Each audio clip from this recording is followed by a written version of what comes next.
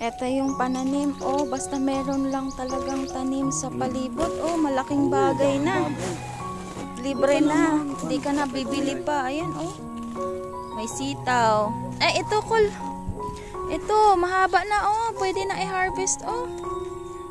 Ayan, oh. Pwede na i-harvest. At ito yung spinach. Masarap ito. Kala ko, dati hindi ako kumakain yan. Ngayon kumakain na ako. Masarap pala. Ilagay sa sinabawan. Tsaka sa karne. Pwede rin.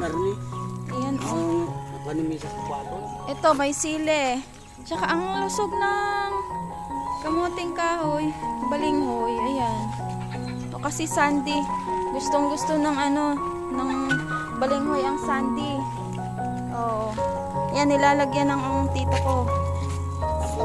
Abono para mas tumaba. Ayan.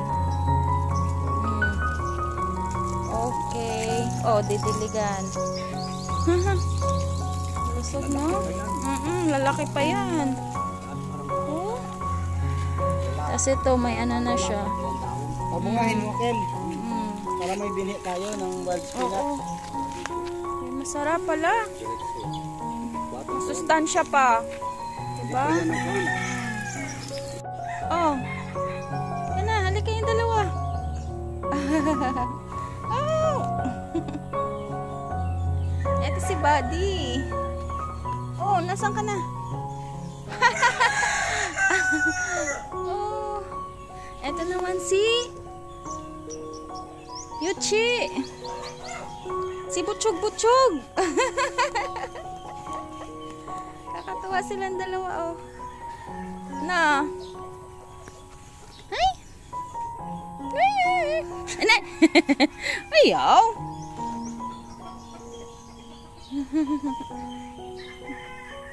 Oh.